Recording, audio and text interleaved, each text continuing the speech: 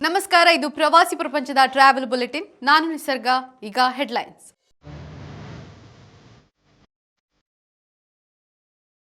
ಕೇರಳ ಸರ್ಕಾರಕ್ಕೆ ಆನೆ ಬೇಡಿಕೆ ಇಟ್ಟ ಸಿಎಂ ಡಿಕೆಶಿ, ಮೂಕಾಂಬಿಕೆಯ ಸನ್ನಿಧಾನಕ್ಕೆ ಹಸ್ತಾಂತರಿಸಲು ವಿನಂತಿ. 4 ವರ್ಷಗಳಲ್ಲಿ ಕೋಟಿ ಪೆಟ್ರೋಲ್ ಗಾಯಬ್, ಆರ್ಟಿಐ ಅರ್ಜಿಯಿಂದ ಫೈಲಾದ ರೈಲ್ವೆ ಹಣೆಬರಹ. ಗವಿ ಬೆಟ್ಟದಲ್ಲಿ ಪ್ರವಾಸಿಗರ ಹುಚ್ಚಾಟ, ರೀಲ್ಸ್ ಶೋಕಿಗಾಗಿ ಹುಲ್ಲುಗಾವಲು ನಾಶ. ಡಿಜಿಟಲ್ ಹಾದಿ ಹಿಡಿದ ಸೌದಿ ಸರ್ಕಾರ, ಒಂದೇ ಪ್ಲಾಟ್ಫಾರ್ಮ್ನಲ್ಲಿ ಬುಕಿಂಗ್ಗಳಿಗೆ ಅವಕಾಶ. ಉಡುಪಿ ಜಿಲ್ಲೆಯ ಪ್ರಸಿದ್ಧ ಕೊಲ್ಲೂರು ಶ್ರೀ ಮೂಕಾಂಬಿಕಾ ದೇವಸ್ಥಾನದ ಸಾಂಪ್ರದಾಯಿಕ ಆಚರಣೆಗಳಿಗಾಗಿ ಹೆಣ್ಣು ಸಾಕಾಣೆಯೊಂದನ್ನು ದಾನವಾಗಿ ನೀಡುವಂತೆ ಕರ್ನಾಟಕ ಸರ್ಕಾರ ಕೇರಳ ಸರ್ಕಾರಕ್ಕೆ ಮನವಿ ಮಾಡಿದೆ. ಈ ಬಗ್ಗೆ ಮುಖ್ಯಮಂತ್ರಿ ಡಿಕೆ ಶಿವಕುಮಾರ್ ಅವರು ಕೇರಳದ ಮುಖ್ಯಮಂತ್ರಿ ವಿಡಿ ಸತೀಶನ್ ಅವರಿಗೆ ಪತ್ರ ಬರೆದಿದ್ದಾರೆ. ಈ ಕುರಿತು ಮಾತನಾಡಿರುವ ಅವರು, ಇದು ಉಭಯ ರಾಜ್ಯಗಳ ನಡುವಿನ ಶತಮಾನಗಳಷ್ಟು ಹಳೆಯದಾದ ಸಾಂಸ್ಕೃತಿಕ ಬಾಂಧವ್ಯವನ್ನ ಮತ್ತಷ್ಟು ಗಟ್ಟಿಗೊಳಿಸಲಿದೆ. ಸಾಕಾನೆಗಳ ವರ್ಗಾವಣೆ ವಿಚಾರದಲ್ಲಿ ಕೇರಳ ಸರ್ಕಾರ ಮೊದಲಿನಿಂದಲೂ ಅತ್ಯಂತ ಕಟ್ಟುನಿಟ್ಟಿನ ನಿಲುವು ತಳೆದಿದೆ. ಈ ಹಿಂದೆ ತೆಲಂಗಾಣ ಸಿಎಂ ತಮ್ಮ ರಾಜ್ಯದ ಧಾರ್ಮಿಕ ಉದ್ದೇಶಗಳಿಗಾಗಿ ಕೇರಳದ ಅರಣ್ಯ ಇಲಾಖೆಯ ಶಿಬಿರದ ಆನೆಗಳನ್ನು ಕೋರಿದ್ದ ಪ್ರಸ್ತಾವನೆಯನ್ನ ಕೇರಳ ತಿರಸ್ಕರಿಸಿತ್ತು. ಇದೀಗ ಮುಖ್ಯಮಂತ್ರಿ ಡಿಕೆ ಶಿವಕುಮಾರ್ ಮನವಿಯನ್ನ ಕೇರಳ ಸರ್ಕಾರ ಒಪ್ಪಲಿದೆಯಾ? ಕಾದು ನೋಡಬೇಕಿದೆ. ಭಾರತೀಯ ರೈಲ್ವೆ ಇಲಾಖೆಯಿಂದ ಶಾಕಿಂಗ್ ವರದಿಯೊಂದು ಹೊರಬಿದ್ದಿದೆ.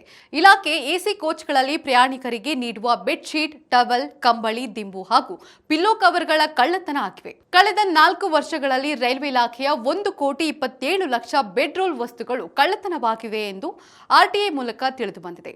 ದೇಶದ ಪ್ರತಿಷ್ಠಿತ ಮಾಧ್ಯಮ ಸಂಸ್ಥೆಯೊಂದು ರೈಲ್ವೆ ಇಲಾಖೆಯ ಒಟ್ಟು 69 ವಿಭಾಗಗಳಲ್ಲಿ ಆರ್ಟಿಐ ಅರ್ಜಿ ಸಲ್ಲಿಸಿತ್ತು.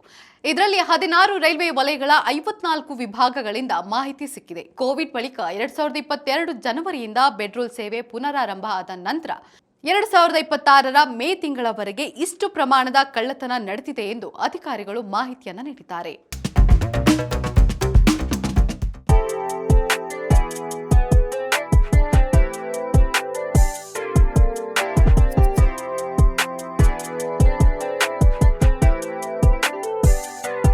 ಮಗ್ಡೆಬರ್ಗ್ ನಗರ ವಿಜ್ಞಾನದ ಇತಿಹಾಸದಲ್ಲಿ ಬಹಳ ಪ್ರಸಿದ್ಧ.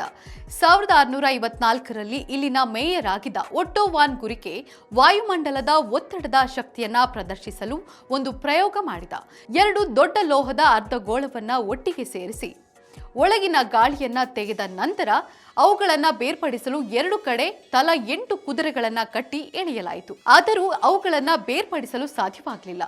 ಮಗ್ಡೆಬರ್ಗ್ ಕ್ಯಾಥೆಡ್ರಲ್ ಅತ್ಯಂತ ಹಳೆಯ ಗೋಥಿಕ್ ಶೈಲಿಯ ಕ್ಯಾಥೆಡ್ರಲ್ ಆಗಿದೆ. ಇದು ಸುಮಾರು 104 ಮೀಟರ್ ಎತ್ತರವಿದ್ದು, ಮೊದಲ ಪವಿತ್ರ ರೋಮನ್ ಚಕ್ರವರ್ತಿ ಒಟ್ಟೋ ದಿ ಗ್ರೇಟ್ ಅವರ ಸಮಾಧಿ ಇಲ್ಲಿದೆ. ಈ ನಗರಕ್ಕೆ ಒಟ್ಟೋ ಸ್ಟಾಡ್ ಎಂಬ ಅನ್ವರ್ಥ ನಾಮವೂ ಇದೆ. ಇಲ್ಲಿನ ಮತ್ತೊಂದು ಎಂಜಿನಿಯರಿಂಗ್ ಅದ್ಭುತವೆಂದರೆ ಮಗ್ಡೆಬರ್ಗ್ ವಾಟರ್ ಬ್ರಿಡ್ಜ್. ಇದು ಎಲ್ಬೆ ನದಿಯ ಮೇಲೆ ನಿರ್ಮಿಸಲಾದ ನದಿಯ ಸೇತುವೆ. ಅಂದ್ರೆ ಸೇತುವೆಯ ಮೇಲೆ ರಸ್ತೆ ಇರುವ ಬದಲು ಕಾಲುವೆ ಇದೆ. ಅದರಲ್ಲಿ ಹಡಗುಗಳು ಚಲಿಸುತ್ತವೆ. ಹಾಗಾದ್ರೆ ಮಗ್ಡೆಬರ್ಗ್ ಯಾವ ದೇಶದಲ್ಲಿದೆ? ಮಾನ್ಸೂನ್ ಇನ್ನೇನು ಪ್ರಾರಂಭವಾಗಲಿದೆ. ಈ ಸಮಯದಲ್ಲಿ ಮಲೆನಾಡಿನ ಹಚ್ಚ ಹಸಿರಿನ ವಾತಾವರಣವನ್ನ ನೋಡೋಕೆ ಪ್ರವಾಸಿಗರ ದಂಡೆ ಹರಿದು ಬರ್ತಾ ಇದೆ. ಪ್ರವಾಸಕ್ಕೆ ಬರೋದು ಓಕೆ, ಆದರೆ ಪ್ರವಾಸಿ ತಾಣಗಳನ್ನ ಹಾಳು ಮಾಡೋದು ಎಷ್ಟು ಸರಿ? ಈ ರೀತಿಯ ಸಮಸ್ಯೆ ಯಸಳೂರಿನ ಪ್ರವಾಸಿ ತಾಣವನ್ನ ಕಾಡ್ತಾ ಇದೆ. ಯಸಳೂರಿನ ಗವಿಬೆಟ್ಟದಲ್ಲಿ ವಾಹನ ಪ್ರವೇಶಕ್ಕೆ ನಿರ್ಬಂಧ ವಿಧಿಸಲಾಗಿದೆ.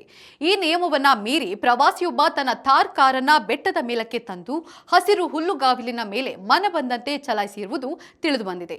ಇದರಿಂದಾಗಿ ಜಾನುವಾರುಗಳ ಮೇವು ಸಂಪೂರ್ಣವಾಗಿ ಮಣ್ಣು ಪಾಲಾಗಿದ್ದು, ಬೆಟ್ಟದ ಮೇಲಿನ ರಸ್ತೆಯು ತೀವ್ರವಾಗಿ ಹಾಳಾಗಿದೆ ಎಂದು ಸ್ಥಳೀಯರು ಕಿಡಿಕಾರಿದ್ದಾರೆ. ಸೌದಿ ಅರೇಬಿಯಾ ಸರ್ಕಾರ ದುಬೈ ಪ್ರಯಾಣವನ್ನ ಸರಳಗೊಳಿಸಲು ಹೊಸ ಡಿಜಿಟಲ್ ವೀಸಾ ಉಪಕ್ರಮವನ್ನ ಪ್ರಾರಂಭಿಸಿದೆ.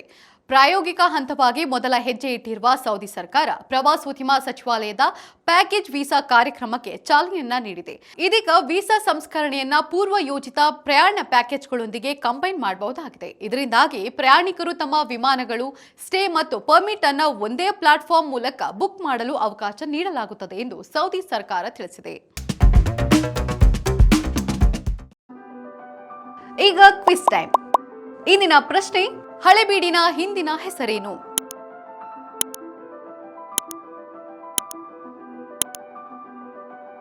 ಸರಿಯಾದ ಉತ್ತರವನ್ನ ಕಮೆಂಟ್ ಮಾಡಿ ತಿಳಿಸಿ. ಇದಾಗಿತ್ತು ಇವತ್ತಿನ ಟ್ರಾವೆಲ್ ಬುಲೆಟಿನ್. ನೋಡ್ತಾ ಇರಿ ಪ್ರವಾಸಿ ಪ್ರಪಂಚ, ವಿಹಾರವೇ ವಿಶ್ವ. ನಮಸ್ಕಾರ.